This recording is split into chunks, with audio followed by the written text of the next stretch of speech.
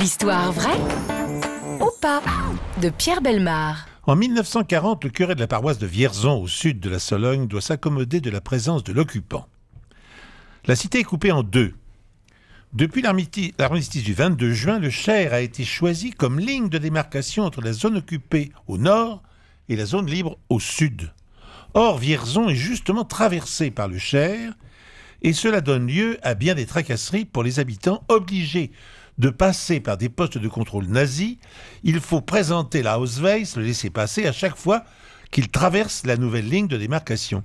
Et la situation pourrait être particulièrement ubuesque lors des enterrements, car l'église Notre-Dame se trouve en zone occupée, sur la rive droite, alors que le cimetière est en zone libre, dans le quartier de Bourgneuf, sur la rive gauche. Heureusement, pour le chanoine Pinson et son vicaire, l'abbé Louis Farcé, les autorités nazies se montrent respectueuses face au deuil des habitants. Méticuleux dans leur contrôle journalier, ils font en effet une exception pour les convois funéraires qui circulent librement sans que les officiers ne les stoppent pour une vérification d'identité. Ayant remarqué cette tolérance inespérée, le chanoine et le vicaire en profitent pour faire passer clandestinement en zone libre des individus traqués par la Gestapo. Il suffit aux personnes de se fondre dans l'assemblée endeuillée avec des vêtements adaptés et un air contrit pour que s'ouvre devant eux le chemin de la liberté. Ah, bien sûr, au retour du cimetière, le cortège a perdu un de ses invités surprise, mais les sentinelles ne le remarquent pas. Et des dizaines de personnes sont ainsi sauvées. Parmi elles, citons le chanoine Guérin, membre de la jeunesse ouvrière catholique recherchée par la Gestapo. L'homme a lui-même conduit le cortège de deuil en habits sacerdotaux.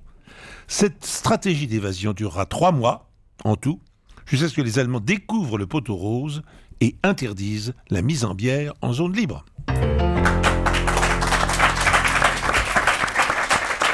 Alors, l'histoire de Pierre Bellemare, est-ce qu'on y croit, Thomas Hervé? C'est très très crédible. Et puis en plus, moi j'aurais même mis quelqu'un dans la boîte en plus. Donc ouais, non, moi je pense que c'est tout à fait possible. Jean-Luc Lemoine. Moi j'aurais pas mis quelqu'un d'autre en plus dans la boîte parce que ça rentre pas. Mais non, on a envie d'y croire, ouais, évidemment, c'est une belle histoire. Valérie Benaïm. Oui, j'y crois, y compris même le délai, les 3 mois, j'y crois.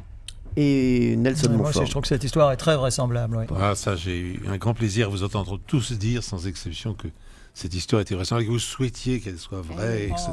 C'était formidable, c'est vrai. Ça fait une sorte de sympathie autour de vous. Oui, c'est ça, oui. C'est agréable, c'est très agréable.